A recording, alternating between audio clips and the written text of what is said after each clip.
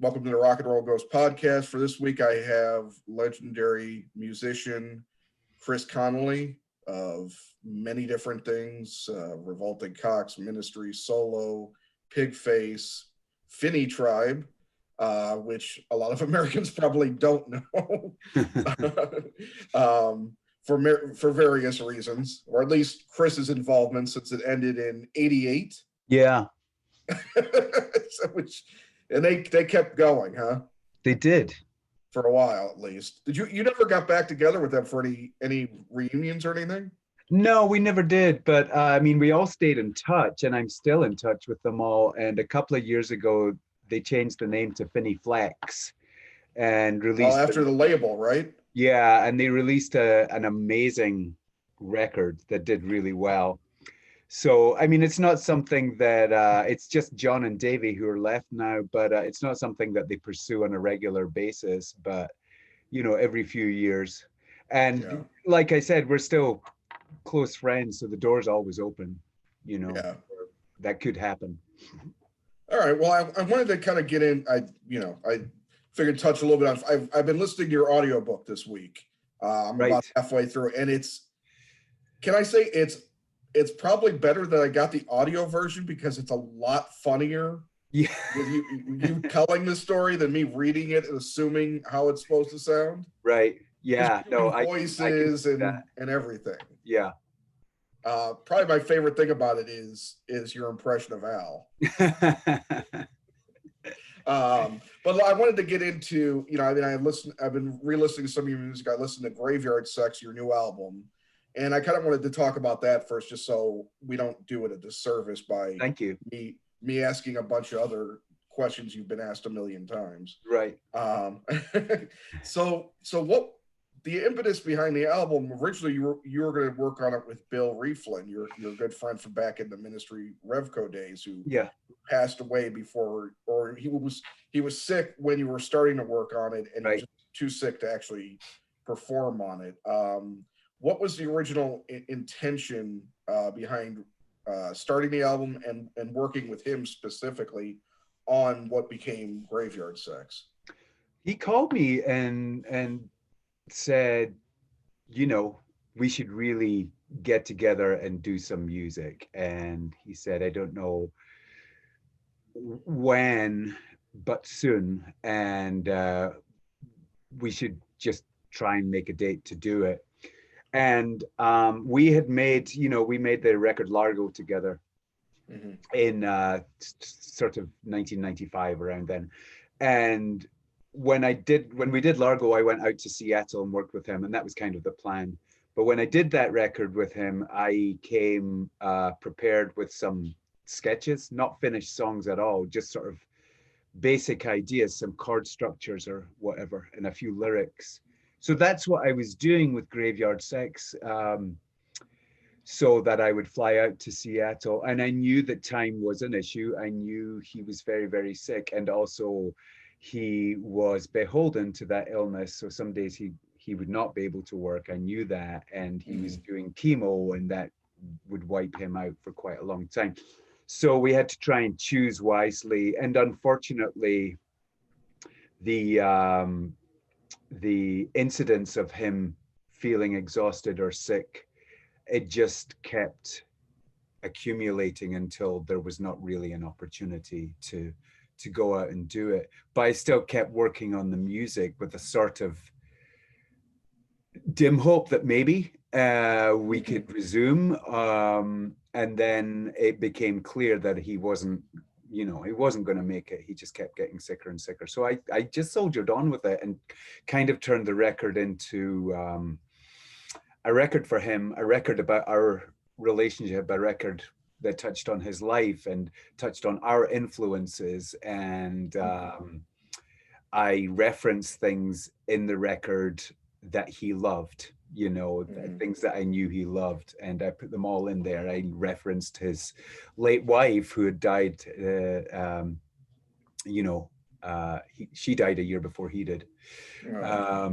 So it's all in there in a sort of bringing of death into the middle of life, because there is a lot of life. There was a lot of life surrounding Bill. There was a lot of life surrounding his creativity, his inventiveness, his mischief, and his humor, as with me. So I kind of wanted to bring all of that into the context, so that wasn't about death, you know, it wasn't a mourning at all. It was a celebration more than anything else. But there's gallows humor as well, which, you know, Bill and I had plenty of and still do. Yeah. So that's the story. Yeah. When did you first start working on it? Or was it a couple of years ago, 3 years ago? No, it was about a year ago. Oh, okay. So it was You know. right. Okay. Yeah. Yeah. Well, the album to me, your music in general, I have to say your solo music, and I mean this in the best way, freaks me out for some reason. Good. It's very like I listened. I wasn't particularly in the scene in the '80s. I got into industrial through a friend in the early '90s or early to mid '90s. So I was playing catch up with a lot of stuff, and there's still a lot of stuff that I don't know. Like I listen to Darkwave on Sirius XM, which is on Sundays. Uh-huh. And that guy plays a lot of like your stuff and Ministry and Revolt, you know, but he plays like, you know, Bauhaus and Throbbing Gristle and Right. all that stuff. So it's like what I like about life is that it's like discovering jazz late in life. It's like there's always something new you can learn because you don't know everything that happened in the past. No. You know, you can't, you know, there could be something that hits you, but your stuff reminds me a lot of the further end of that spectrum, and it's very primal. And then you obviously, and I don't think this is a surprise to you, and considering you do the show almost every year, you have this channeling of Bowie a lot in your voice, and I know he was a huge influence on you, and it's remarkable music to me. It's not, I won't say it's necessarily always pleasurable, you know, but I find it fascinating at the same time, which I don't know what I mean, do you go into every record with a different intent? Or no, I don't go into every record with any, generally speaking, with any particular intent. Graveyard Sex became what it was. And it became what it was with more of a theme because of Bill. But the record before that and the record before that, they become what they are as I'm creating it. That said, I have a record that's coming out next year, which is far more thematic. And I did go into that because as a writer, it's not enough to say that you're challenging yourself all the time, but you're trying to keep the interests in your life and how they are maybe represented in your music. So I might write songs that are very influenced by a book I read or something like that. And I'm going into this next album that's coming out is based on the life of a Scottish poet and his muse that I'm absolutely obsessed with. Okay. The whole album is about it, about their relationship. And, you know, originally what I wanted to do was to actually write a book about them, but I found I couldn't do that. And I sort of went back to what I do best, which is songwriting. So every album becomes what it is, you know, and I don't really have any particular set of rules. Whatever comes out, comes out. And I try not to, I mean, I definitely have mentioned before that when I first started making solo albums, it would be very much like, I want to make a record that's just as great as whatever, you know, Taking Tiger Mountain by Eno. And a close friend of mine told me, don't, you know, that's not what Eno did. That's not what he intended, just for example. You have to go into this and make the record that is shaped like you, you know, that breathes you, that has what's in your creative impulse at that time, which is how I think about it. Okay. Um, what was the making of the album like? Did you write it and basically conceptualize the music before going into the studio? Did you work on it here and there? How did the writing and the recording actually go? Graveyard Sex? Yeah. It was all done. I do everything here where I'm sitting for the most part. And for me, the writing process comes in a very sort of strange time. When it comes, and it comes very fast and very strong and very furious. And all of a sudden I have these songs written, I have these melodies, and I have these words. Then I sort of set up a microphone and I will track myself playing to a click track. I'll play the acoustic guitar, then I'll do the lead vocal, and then I'll build out from there. And I usually then, once I've finished recording the album, I'll hand it over to Chris Bruce, who's my longtime collaborator. He will mix it and he will replace the parts that I played really shitty, and maybe swap out some, string sounds or swap sounds, and that's how we work on the records. And that's that. So it's done in my time. I no longer go into the studio, which is a shame because, well, I can't use real drums. And in my house, I can't do that. But, yeah.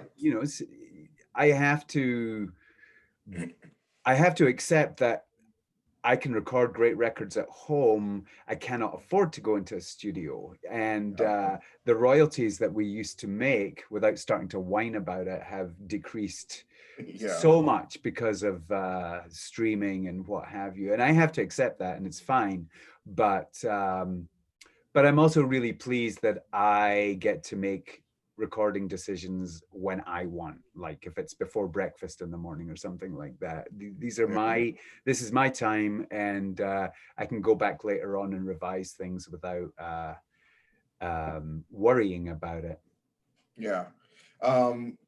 With regards to, so you make the album, you get it mixed, and it gets fine tuned and all that. What is the process from there nowadays for you because the situation is so dramatically different for many artists, even artists that people have seen on stage all over the world, and like you, and heard on albums that sold millions in their time.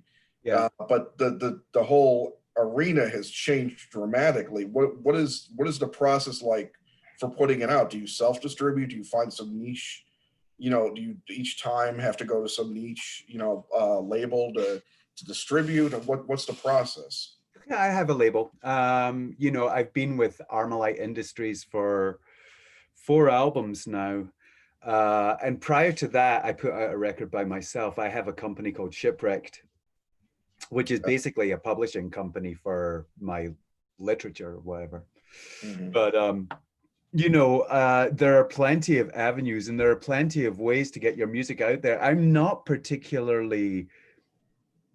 just by circumstance, I'm not hungry in the way that I was. I'm really fortunate. I came from a generation where we actually had labels who give you money and stuff like that, and labels who you'd fight with, of course. But I'm really fortunate that I come from that time when there were labels who were actually excited about putting out stuff, and we would tour, and there'd be tour support, and then it changed. But in a sense, where I started in music, you got to remember, I came from the DIY ethic, right. And the DIY ethic was when one day everybody realized that you can do it by yourself. Excuse me. Mm-hmm. And if you can't afford to put out a record, then you can put out a cassette. And mm-hmm. With Fini Tribe, we did our first 12-inch single. We started the label Finiflex in 1984. we saved up and went into the studio and made a record, and we saved up and we got the record pressed and put it into the sleeves ourselves and found a distribution company. And, you know, that's how I grew up. I didn't grow up in a band that suddenly got signed to a major label, although many bands around us were, right? So, and I mean, it was incomprehensible back then, like how a band would get signed to a label and then all of a sudden they were just making videos, and you know, it was very much the label making you feel like stars and stuff like that. And I remember, like, you know, like my friend Shirley Manson, her band Goodbye Mr. Mackenzie got signed to CBS, and you know, they were a really great commercial band and they deserved it, but all of a sudden it was like doing, up they went. And we were DIY. I mean, we had a room in our apartment that was the office, and we even built our own PA and our own John from the band built our own effects units, and you know, eventually after I left the band, built the Fini studio, which still stands today and is a highly successful recording studio in Edinburgh. Wow. Was he like just an electronics wizard? I mean, yes, he is an electronics wizard. He's a bit of a genius at that stuff. I mean, he made our first digital delay.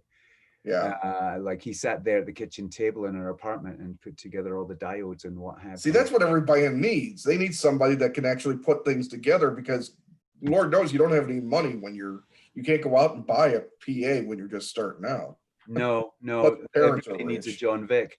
That said, where we come back to now, in my house on my laptop, I have all the delays I need. I have all the amplifiers I need, and I love that stuff. And I'm not a purist by any stretch of the imagination. Like, if I think it sounds good in my headphones, then it's good, and out into the world it goes.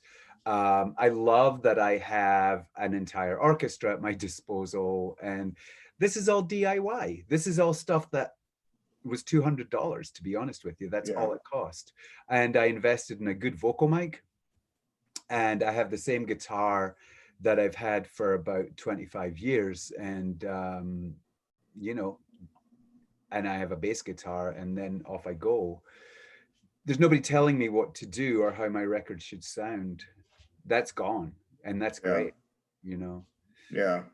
Well, you know, isn't it amazing how much you'd have to go through, you know, 30 or so years ago, 35 years ago, God, I feel old, you know, and now, like you said, $200, you've got everything at your fingertips. It's so bizarre to come from the age we grew up in to what life is like now. For filmmakers, for writers, for, you know, musicians, the whole thing it's the only thing you still need, oddly enough, is talent. But no, exactly. And I mean, for me, what's been great about this is because without wanting to sound smug or anything like that,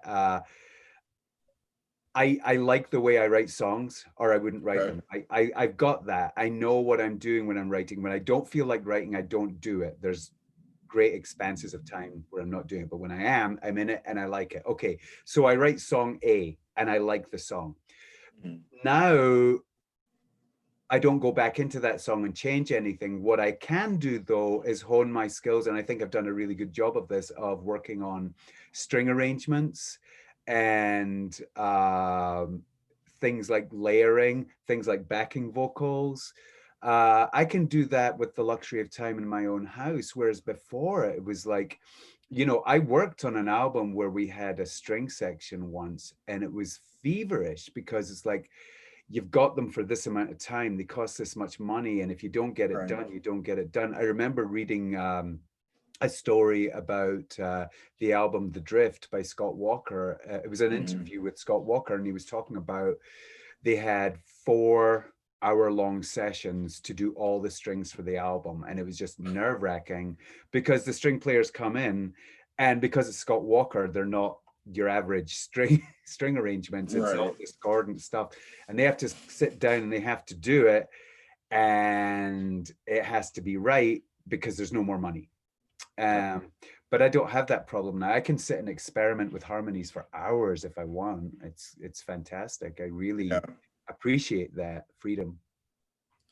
Yeah, well, like, the one thing that's that I know about you, and you mentioned it the other day when we were setting up the interviews, that obviously music isn't your only source of income, and in fact, it might not be much of any income. But so you work a regular job, and I remember back in the early '90s, again, my friend that turned me on to industrial and all these other things. He and I would shop at Reckless, and he's like, we're looking through the used sections one day. And he goes, "Hey, he's nudging me. He goes, you know who that is over there?" I'm like, "No."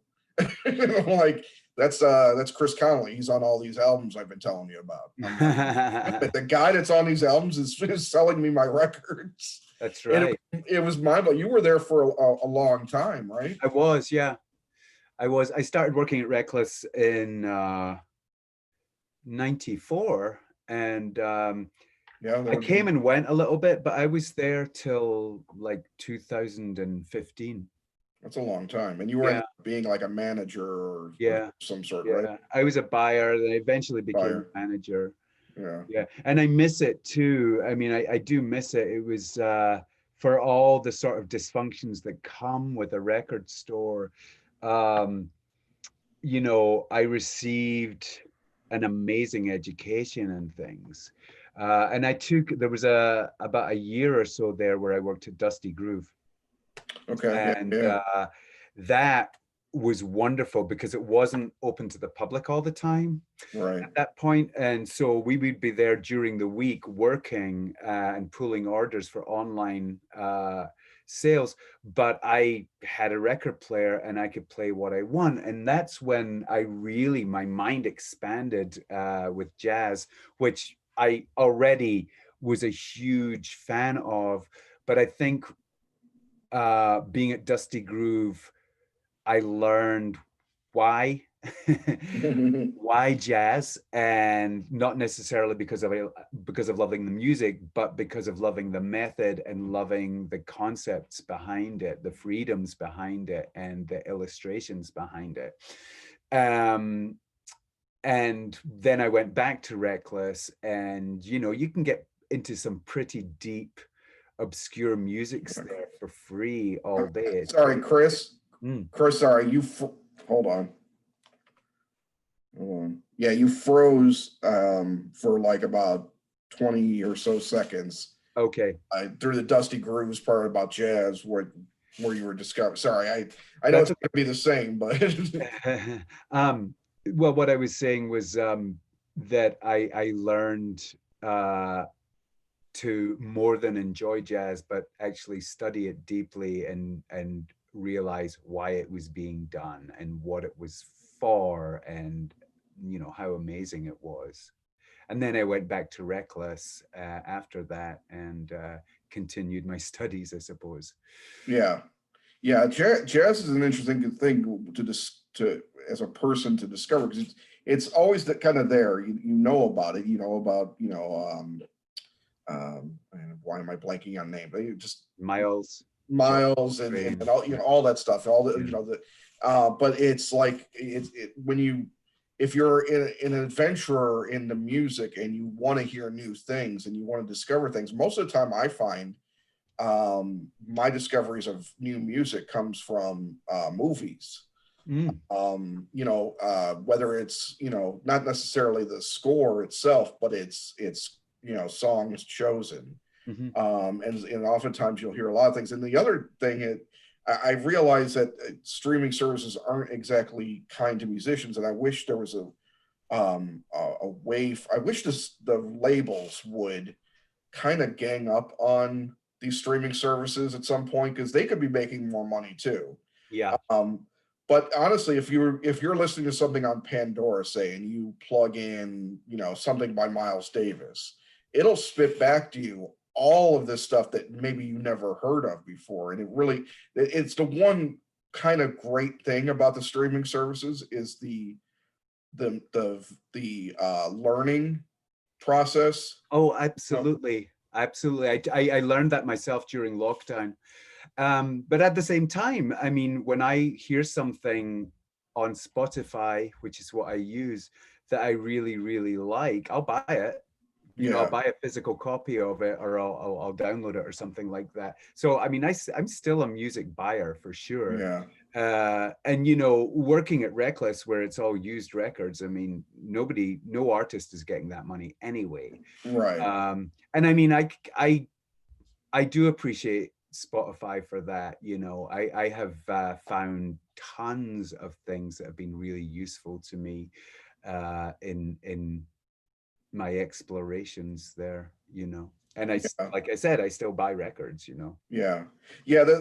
I've seen a lot of people, you know, I'm a friend with a lot of musicians or people around the music industry, and you know, the argument comes up a lot, and I think, well, there's got to be a way to do this. There's got to be a way that obviously one play by one person doesn't equal one spin on, say, you know, XRT or Sirius Satellite or something like that, because it's not quite the same. But there has to be a better, you know, algorithm or what have you, a better ratio of songs times played versus payout, because how it is obviously not right. And I hope we can get to a point like that. The labels screwed everybody by not embracing this sooner, is right. what the problem was. Right. They fought it, and then by the time that they came around, it was too late. Right. You know. Yeah. And it's a real problem. And then music suffers too, because yeah, you could find good new music, but it's a lot tougher than when labels actually took the time to curate artists. Yeah. And now it's like, I feel like we've been trapped in the same kind of shit pop for 20 odd years. It doesn't sound like anything from now doesn't sound that much different from when Britney Spears, you know, debuted. Yeah. I mean, I think years ago. That kind of music has sort of veered off and it does something else for people. I'm not sure what it maybe does the same for people that ketchup does. It's a thing, and it doesn't really, maybe it's good to run to. I don't know. Yeah, you know, but pop music isn't in of itself isn't a bad thing. It's no, the idea of pop. It's the fact that almost none of it, even in the 2000s, there was like stuff like Outkast were breaking through with pop hits, but it was still interesting, you know. And in the last 10 years in particular, I can't tell you hardly anyone that's a mega success that I actually could give a shit about. Yeah. Yeah. You know, I'm not that pessimistic or critical. I'm not overly critical of people, but, and I know I'm getting older, so I also think about that, but I also think that I would probably like something if it spoke to me a little more and not just said the same damn thing. Yeah. Yeah. I mean, I think, you know, a lot of the things that my daughter listens to, she's 11, are, you know, they mean a lot to her. And I can tell she's not treating it like fluff. She actually, I mean, she loves Billie Eilish. And as a 56-year-old man, I don't hate it, but it's not for me. Right. It's for her. Right. And, you know, I have to remember myself that when I grew up and I was really, you know, I lived for the top 30 that came out every week. There was maybe 5 records in the top 30 that I thought were great, and the rest was just like the Carpenters. Well, I thought the 80s were a pretty bad time for like what was pop, you know. Yeah. But yeah, we've entered in a whole new era of miserable. Well, yeah, and also you have to remember that a lot of these generic pop hits are being written by a sort of committee of right people, right, you know, and it's not interesting to me. Yeah, that said, there's still tons of music coming out that is good. You just have to sort of look for it. Sure. Yeah, I think the other thing, you know, you think about it, the internet is kind of ruined things bubbling up. Yeah. And taste changing. Yeah. So everything kind of stays the same and nobody's breaking out. Or you're not going to see somebody like explode like one day, like, even though it took forever for Iggy Pop to, you know, be quote unquote successful, you're not going to see somebody come out of nowhere like that, or Kurt Cobain, or anything like that. It's not going to happen anymore, it seems. Yeah. Because everybody gets to fail right away, like, and then they're like, okay, well, I guess my career is over. Social media shit on me.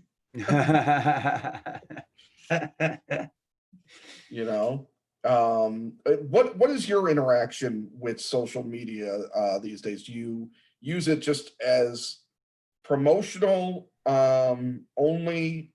I mean, I know you're on social media in some regards. Is it more of a promotional thing? Is it do you look at it with a sort of contempt, like a lot of people are generally in our age group?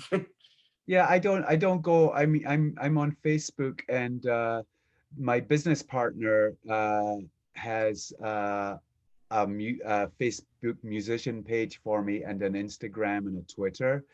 My own personal Facebook, I use it just to post stuff about music or funny, sort of more anecdotal things from my past. If someone finds a weird Revolting Cocks video or something like that and post it, then I'll repost it.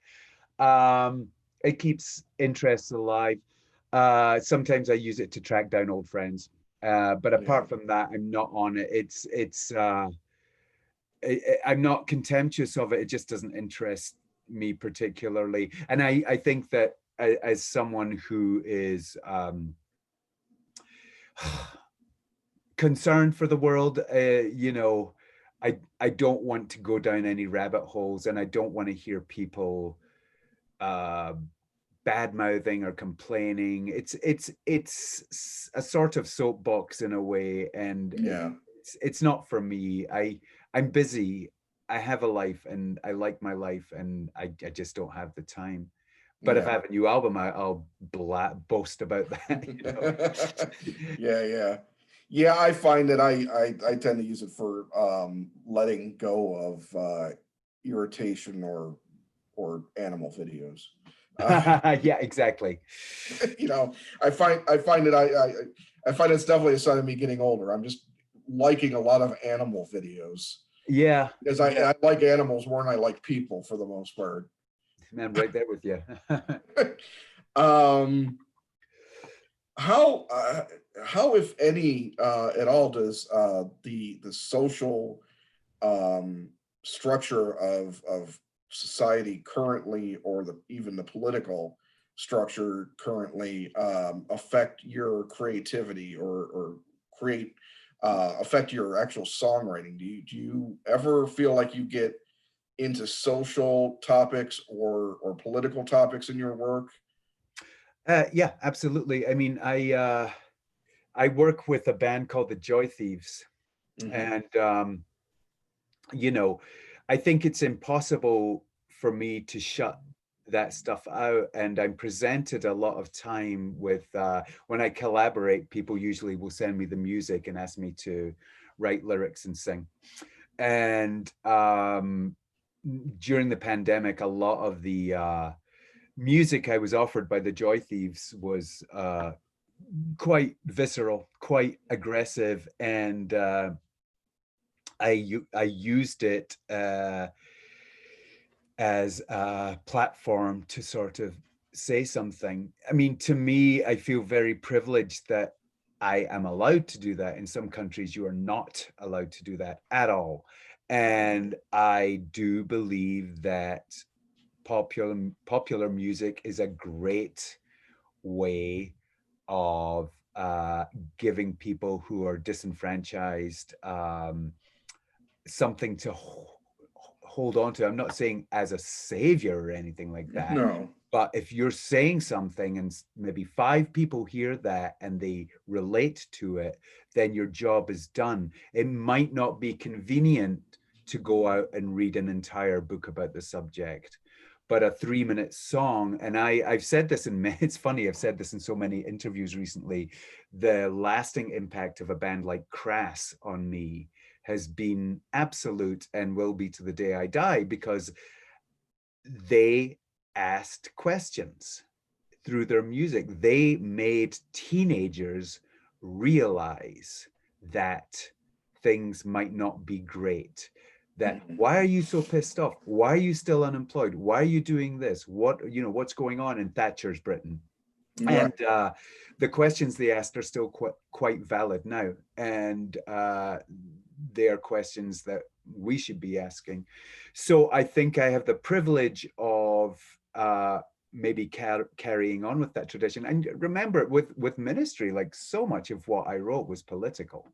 And that was at Al's suggestion. I mean, when I came into the band, the way we worked would be he would have an idea for a song, and he'd say, look, I'm thinking about this. I read this in the paper today. I don't like it. It's bullshit. How can we articulate this in song? And we'd sit down and write a song like Thieves, for example. And so I am used to working that way, and I think I'm good at it, and I'll continue to do that.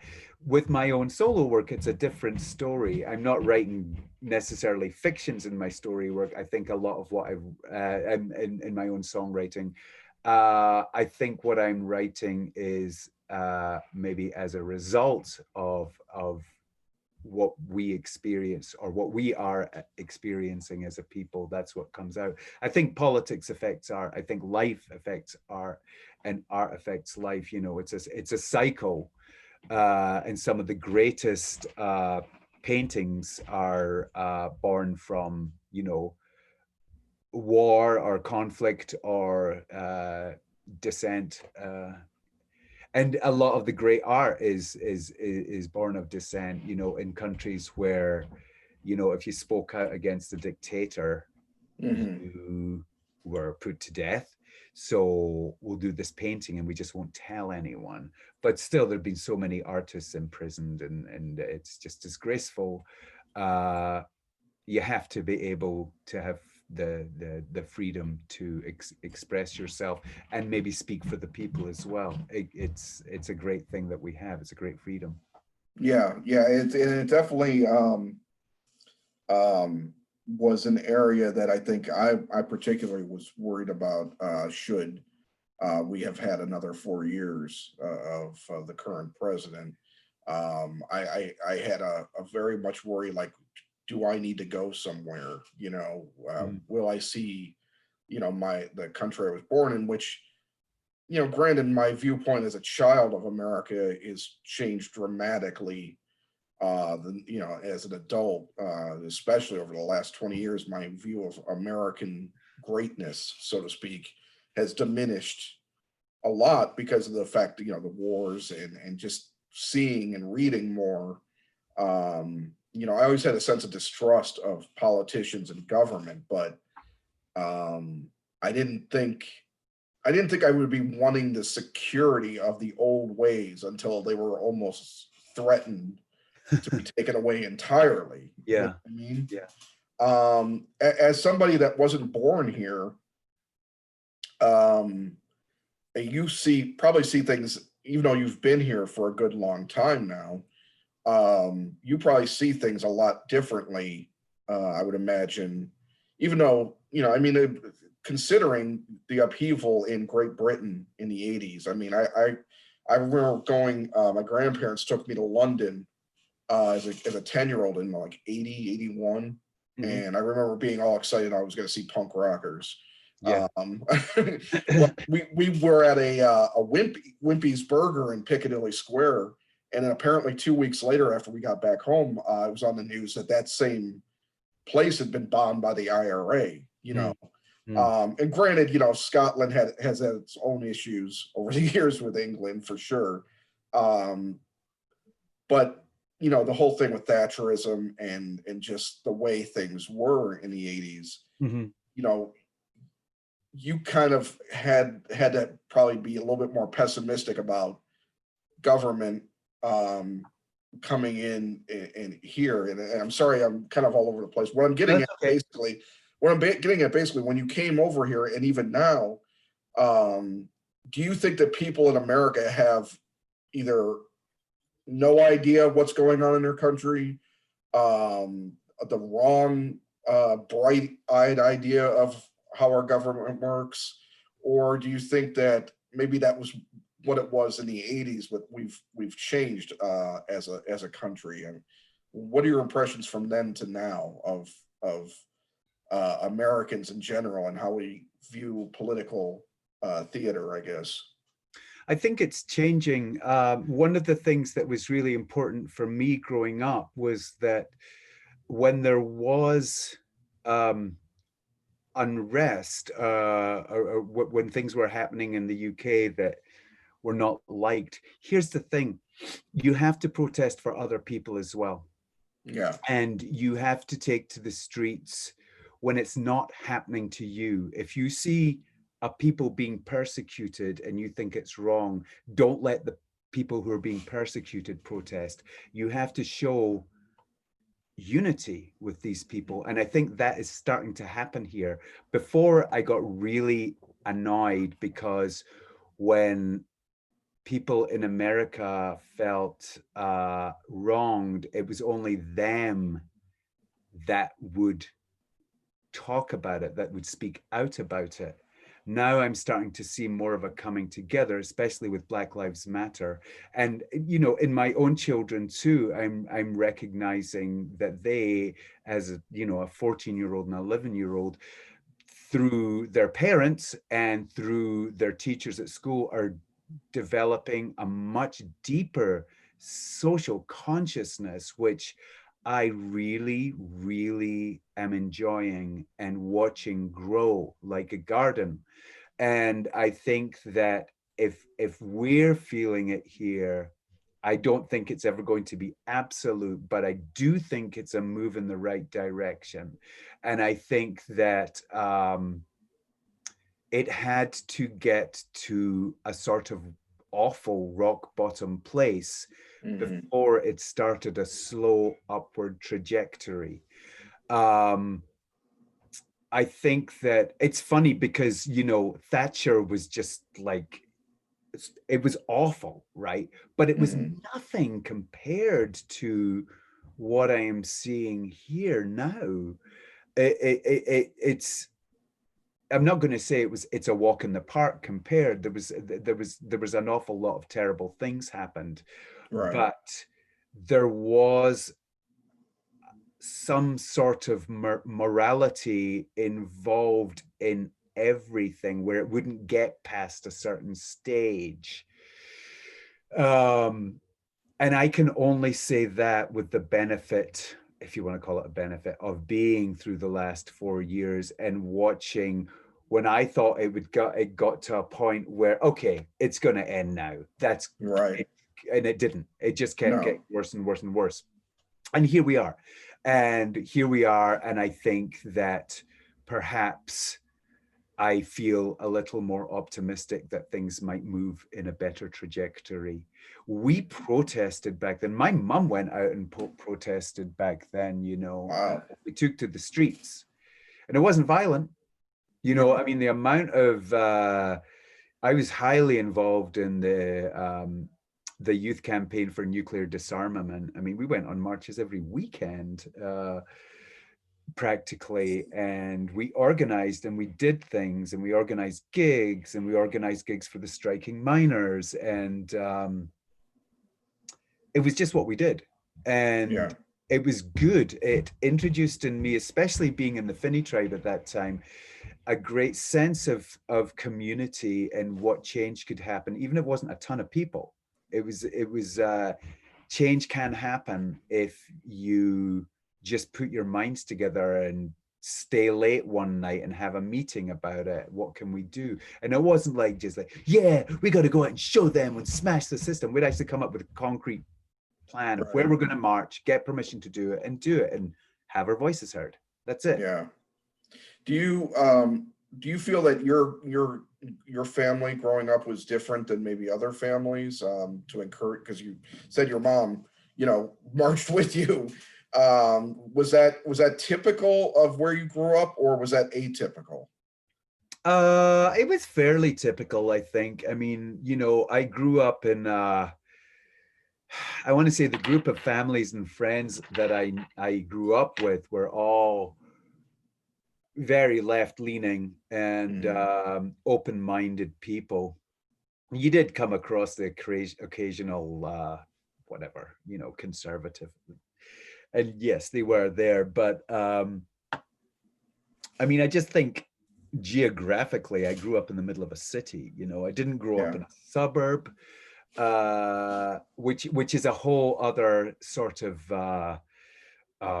environment that is regulated, I suppose. In a city, it's much more integrated, and Edinburgh is Edinburgh, and it has its beautiful parts and it has its uglier parts, but it's still a city.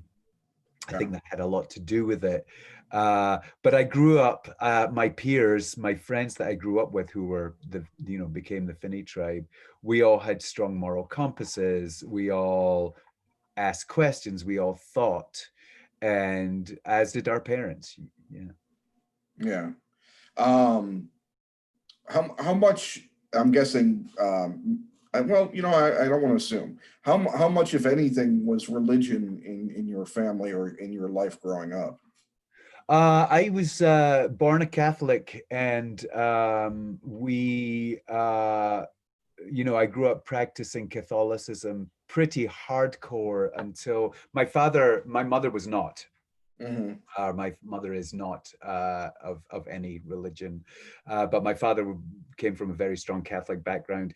And when he passed away, when I was about 6, we continued to go to church for a couple of years until my mom had, really had enough of it. Yeah. And we stopped going. So that was the end of religion there. But, it certainly left, being brought up Catholic at a very young age, it has, it left an impression for sure. Lasting trauma. Yeah, right. Not much is spoken of Scottish Catholicism. What is the difference between Scottish Catholics and, say, Irish Catholics? But I don't think there's much difference. I mean, we all go to mass, it lasts forever, and it's really boring. I don't know what else to say about it. It's a ritual that you go through where you walk in, you genuflect, and you rise and you sing. And, to a kid, it's just what we did. There was no other. Oh yeah, no, I had the same thing growing up. We were Methodists and we went to church, and it's just what you did. And I'm like, well, I don't want to go to church. And like, well, too tough, you're going to church. Yeah, and it's a shame because I think it should have been an option. It having to stand up and sing these hymns didn't make me like it. No. Although that being said, as I got older and I joined a choir and we started to sing these insane, like Monteverdi, 15th century, I don't know what you call them, these choral works. I loved it.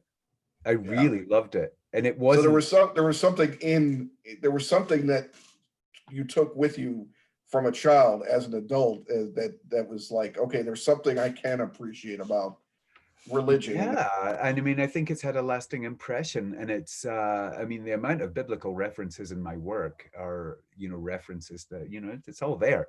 Same with someone like Nick Cave. Yeah.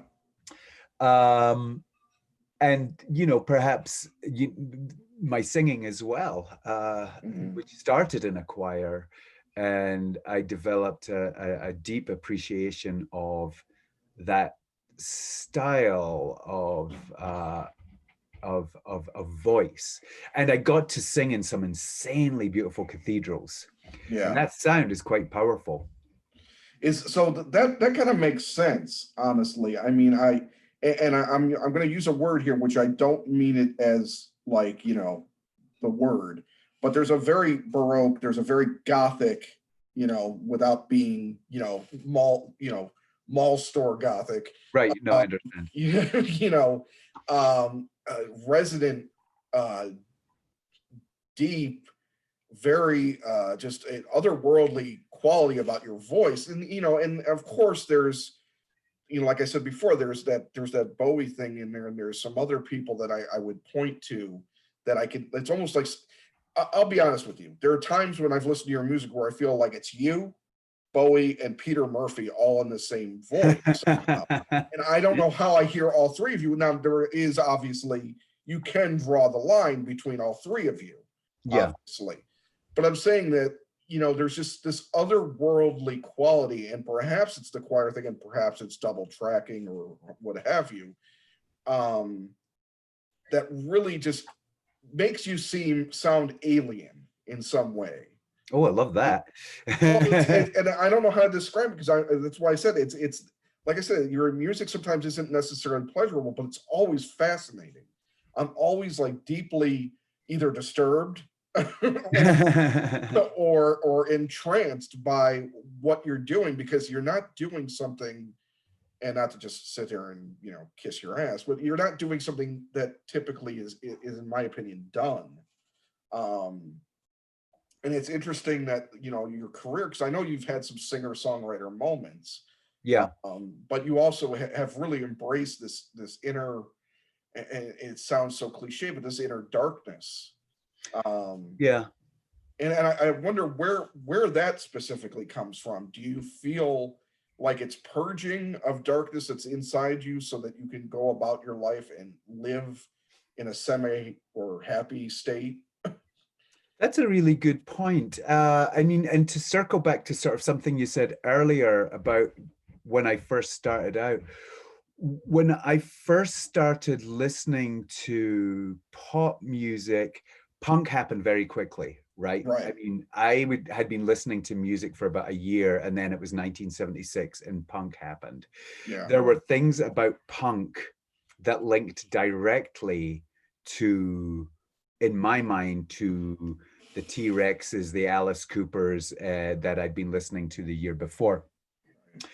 And then it went forward and it became darker. And but there was also, I gotta say, man, there was a darkness in Love It to Death by Alice Cooper that I experienced. That it's one of the first albums I ever bought, and it still sounds so dark to me, like Black Juju, you know, all that stuff was so dark, and punk was an extension of this. It made perfect sense to me. And then along came Throbbing Gristle, and that along came in the same month, Throbbing Gristle, The Residents, and Suicide. Okay. And that just turned my head upside down. And although I was concurrently, you know, I was 14, so I still listened to Parallel Lines by Blondie. That was the record everyone had at the time. Right. But I also had the first Suicide album. I had Satisfaction by The Residents, and I had DOA by Throbbing Gristle. And as I got deeper into Throbbing Gristle, I realized something, and it's still kind of a lifelong question I'm asking. Their reputation was of noise, but I wasn't really hearing the noise. I heard this dynamic, this beautiful dynamic that did not have a symmetry, occasionally had melody, and occasionally had this ferociousness about it. And I remember they used to send out a newsletter every year called Industrial News. And I was on their mailing list and I got it. And it had, the first one I got had each member of the band. It was kind of like a, you know, a fan club thing, but I had each member of the band and what they liked and didn't like. And I read through Genesis P-Orridge's musical likes, and I saw two important things: Leonard Cohen, Pearls Before Swine. And so I went out and I bought songs of Leonard Cohen and brought it back home, and a whole new world opened up for me. And at the same time, I had also, you know, I had also been buying records. I had bought Robert Wyatt records, and I'd heard this stuff that would inform my life. And then, you know, the Velvet Underground happened. And then in one album, I had I'll Be Your Mirror and Black Angel's Death Song. And the rule book got thrown out. And I think that you're correct. I do carry some kind of darkness with me, but the writing, the way I process it, and I have to process it, which is why I've always never been that bothered about when my records come out. I'm far more bothered about writing them. Mm-hmm. And then when they're written, I feel like I can move on with another stage in my life. But the melody and the darkness are intertwined. The melody and the noise are intertwined for me. They're playing the same game in my mind at all times and always have done. Same with painters, same with Francis Bacon. Like, you can look at a Bacon painting and think it's the most violent thing you've ever seen, but there are moments of incredible beauty as well in the composition. Well, there's beauty in darkness. There's beauty in violent, not necessarily violent acts, but in violent depiction. Yes. Violent writing, even films about violence. I mean, there's something about them, but the thing is that people don't tend to separate violence in art as a mirror to society rather than as a thing to celebrate. People just, I don't know if it's a lack of education, a lack of intellect in general, a lack of parenting to grow up the right way. It's just like some people just think that that's like that's why we get thrill killers and stuff like that, because they see it as fun, right, and they want to actually experience that fun for themselves in some way. Right. It explains a lot of America right now too, quite honestly, and the worry I have about how we still had 70 something million people vote for something that I find abhorrent. Yeah. And that's it. And those two voting blocks are the largest this country's ever seen. And how do we heal that divide? Yes. Yes. Is there a way to heal that divide? But that's a different topic. Well, growing up as a kid, your father passed at a young age. Did you find yourself? I know it was a bit different back then in terms of analyzing yourself, but did you find yourself to be a depressed child in any way? Is that maybe what partly drew you to this kind of discordant stuff that maybe wasn't? I mean, Velvet Underground, even back in the age we grew up in, was talked about, but it certainly wasn't accepted as genius on a wider level as it is now. Right, exactly.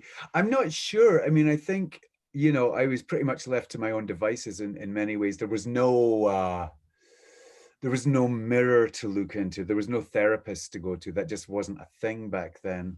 Yeah. There was a priest to visit, but that didn't really at that time do me any good. Right. I needed getting out of religion, so yeah, I know, and I needed something more tangible.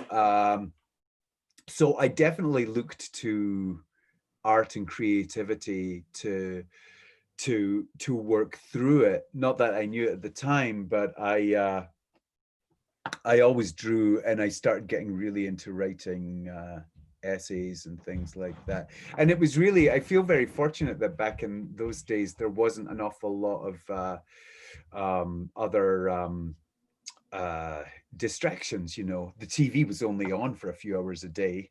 There was only three channels. Yeah, UK television couldn't was light years away from us back in that time. Yeah, but I've got to say it played a very important part in when it was on. I mean, I think Doctor Who and Monty Python carried me through really well. Yeah. But then there was, like things like the summer holidays, man. What did you do? You had like 8 weeks off and there's nothing on TV and you're outside. I spent a lot of time outside. I spent a lot of time climbing.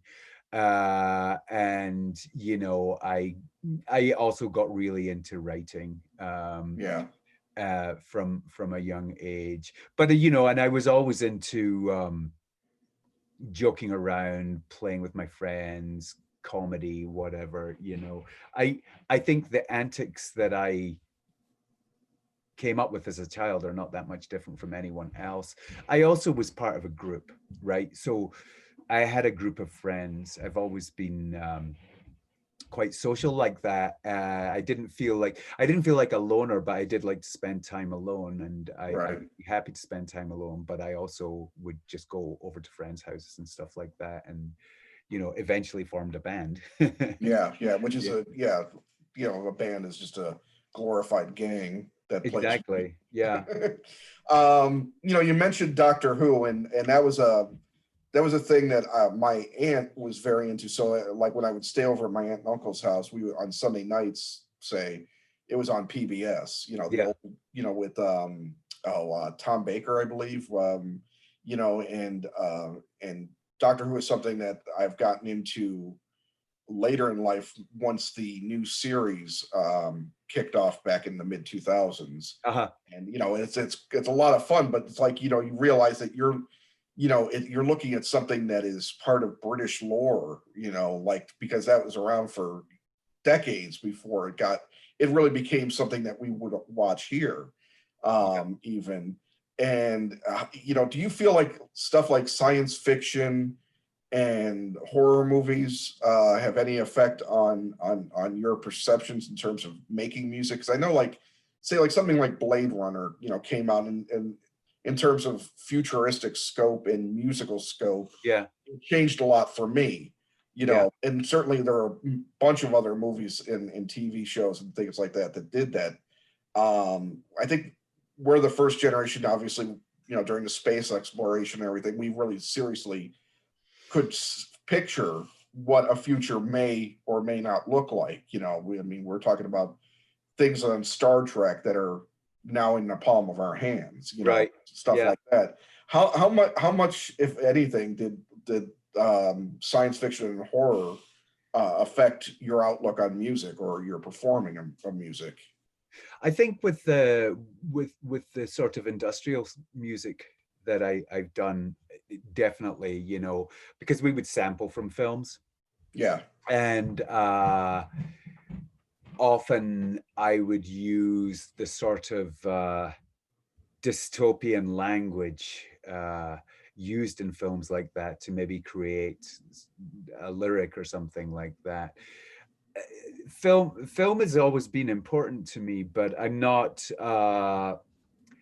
I definitely in my solo work have never looked to horror sci-fi to inform what I do, but definitely with Ministry and the Cocks and stuff like that, it was a lot more fun to do. It was a lot more fun to become something else and write that point of view, I guess, from a science fiction point of view or a horror point of view. And I played music with a bunch of people, like Ogre from Skinny Puppy, huge horror movie fan. Turned me, and Mikey Skasha from Rigor Mortis, who was in Ministry, lived for horror films. Great movie, man, he would say about stuff. And so it would it'd be on the tour bus all the time. We'd watch the Texas Chainsaw Massacre or whatever.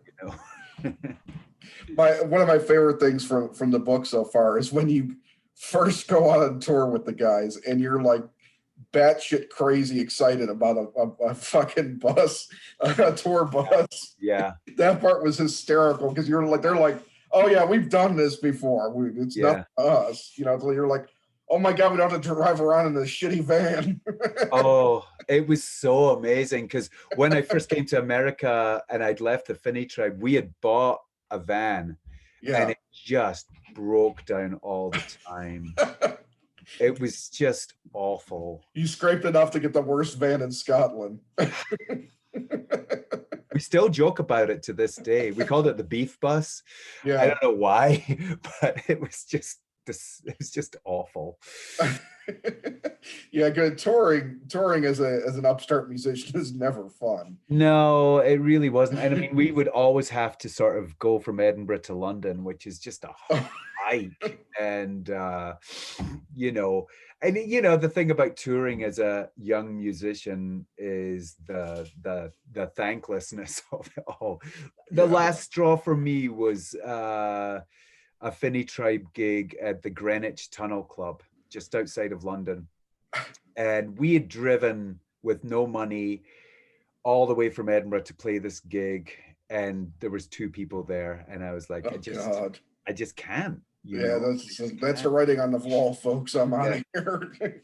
yeah, It didn't help that you were you were jetting back and forth, here, the kind of right. I had a different idea take. of the better side. Yeah, yeah, but it was amazing because what a weird time in culture that was, 1986, 87. Yeah.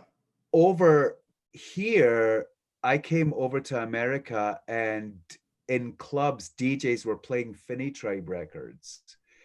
Over there, in the home of the Fini Tribe, we were just scorned, the Fini Tribe. And, nobody liked us. We were just outcasts. We always had been. And we had a small hardcore of friends who supported us and came to our shows. And we tried so hard, and we worked so hard at what we did. And I have to admire that the others carried on without me, and they Yeah. became successful, and they became Mhm. good uh, at what they did. They changed their sound, but not astronomically. They kind of like went with the sort of more rave culture stuff. And that And was just good. bubbling up at the time as well. It So was. they just kind of like, it's like sneaking in with a pack of people into a soiree. Yeah, well, here's the funny thing. Acid House was the thing when I left the UK. Yeah. Acid House came from Chicago. So when I came over and knew that Acid House came, one of the first things I asked Al was like, "What do you think of Acid House?" And he's like, "I hate that shit." And I was like, "But okay." So what was getting huge in Britain was Right. kind of low in It was Chicago. like you guys in Fini Tribe in here. It was like, okay, so wait, we had to go. We're good here, so why didn't we come here? And then when Acid House is from here, but it's big, nothing Yeah, makes sense. And that's the way things used to be. yeah, Things would bubble up somewhere.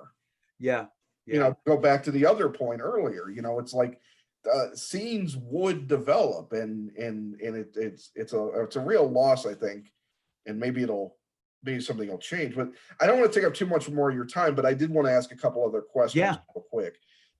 One is you've been doing Sons of the Silent Age for a number of years now. yeah. Do you have any plans to do one for like a virtual show this year? We don't have any plans right now, No. no. I kind of, I'm hesitant in a way. I can't imagine playing. We can't get together. I mean, one of the things about Sons of the Silent Age is we do have to rehearse, and we have to rehearse hard and Mhm. long. And it's just not safe right now. That's like 9 Yeah. people coming from 9 different Yeah. households and lives to get together to do it. It's not going to happen. And that's fine. We'll come back with something great another day. Yeah. Because I know there's a setup called Rolling Live Studios that's doing a big tribute to Bowie next month with a lot of his bandmates. I don't know exactly how they're doing it, but I know like I think Trent from Nine Inch Nails is doing something. I could be wrong. Billy Corgan from Pumpkins is doing. There's a lot of big names attached to it, but I don't know how they're setting it up. I don't know if it's going to be cutaways to different parts of the world. I don't think they're going to have everybody in one building. That would Right. probably wouldn't make sense. But there is this big thing happening in for Bowie's birthday. Oh, that's nice. Yeah, so I think tickets are like $20, Wow. which isn't bad to see a bunch of Yeah. named stars doing Bowie. But I remember when Bowie pay-per-viewed his birthday.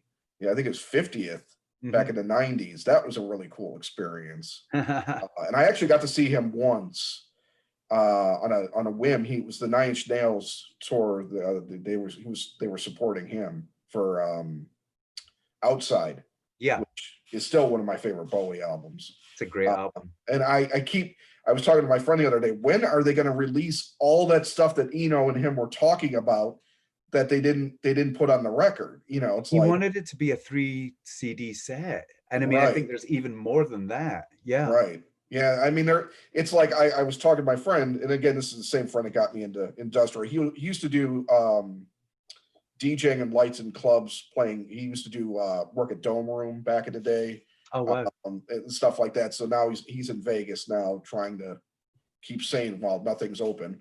But he actually is the editor of the show too, by the way. So we were talking about, how Prince and Bowie died in the same, span of 3 months. Yeah. And Prince's estate is putting out almost everything.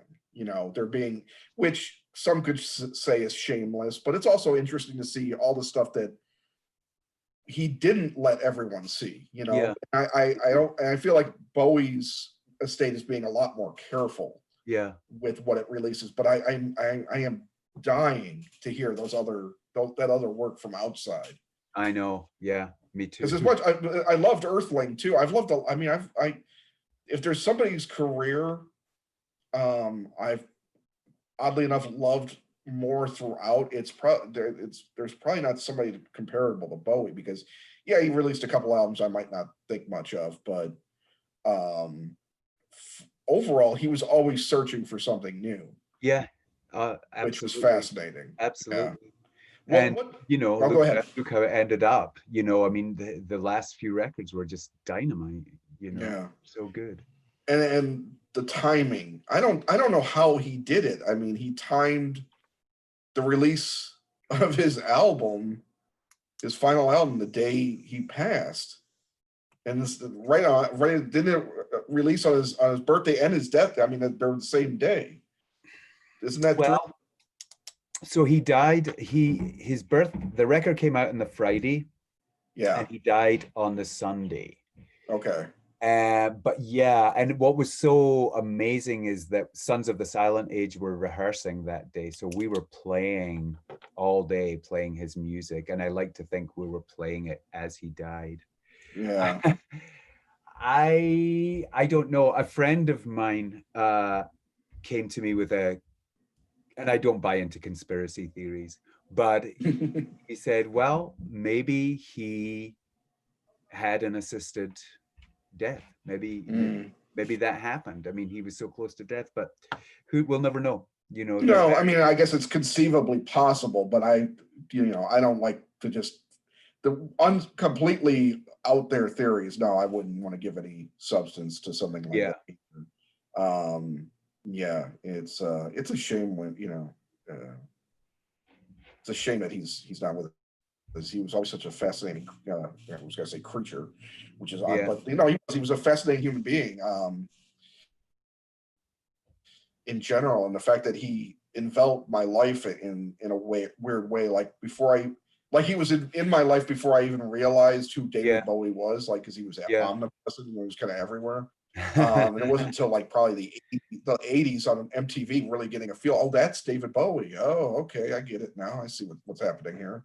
And it's just fascinating. It's fascinating that you do those shows. And I sadly I haven't been able to see one, so that's why I was kind of hoping you were going to do this year, because I was like, God, what a year to finally catch it. Yeah, I know. I mean, it's a shame, and it's such a wonderful thing to do, and we start months before. Right, and it's not the right time. I mean, after the vaccines come out and everybody seems like they're doing okay, then hopefully we can get back to normal. Do you normally do much performing these days besides that? I had been. Yeah, I had been doing a lot more. I mean, I kind of eased off, over the last decade, since my son was born, which was like 14 years ago. When that happened, I really dropped out just because I couldn't afford the time to rehearse and what have you. And I didn't travel.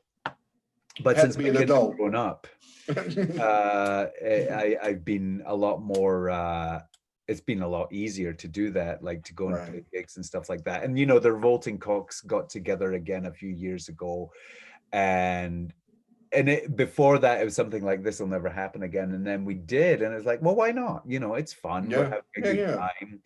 And we got to go and play in Belgium and Germany, and I'm always up for that stuff when it's safe again.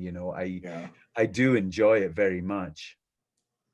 Yeah, I think I'm going to leave it there, but I just wanted to, number one, I want to say thank you for taking the time. This has been, ended up becoming, I feel like, because I'm still reading, listening to your book, and because you're not as out there as some people, I felt a little intimidated about what I would actually ask you about. So I purposely tried to stay away from asking the obvious shit you've been asked a million times over. I appreciate that. hopefully I deviated enough from the standard bearers. Because I mean, if anybody wants to know about Ministry of Revolting Cocks, buy his book. Thank you. Please do. But oh damn it! I hit a point. My final point was that I think it was the last Cox record with Helicopter and Do You Think I'm Sexy? Oh yeah, that's one of my favorite albums of all time. Thank you. And I think it's I like all of Revco stuff, but I mean that one, I guess thematically or just happenstance, just is a really fun, cool record. You know what I mean? You. And Helicopter, I'm constantly writing, and I'm working on a script right now that, who knows, but my dream is I have certain songs that I'd love to see in a movie, and like a Revco song like Helicopter or something like that being in a film. You guys are like I mean, Ministry's in a lot of films, but Revco has been just sadly underappreciated in modern films, and I'd like to see change. But I honestly, the most hysterical cover song of all time, first, and then maybe second would be Frank Sinatra doing Mrs. Robinson.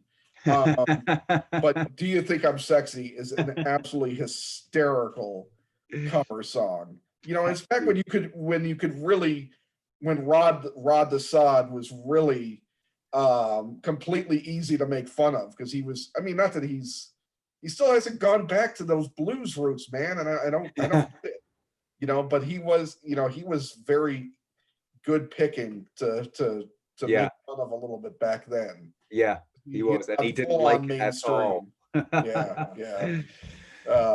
Well, anyways, thank you again. Thank you so much. Good luck on everything. I hope everything goes well for you. Stay safe, stay well, stay sane. Thank you. You too. All right. I'll talk to you. Have a great day. You too. Thanks. Bye.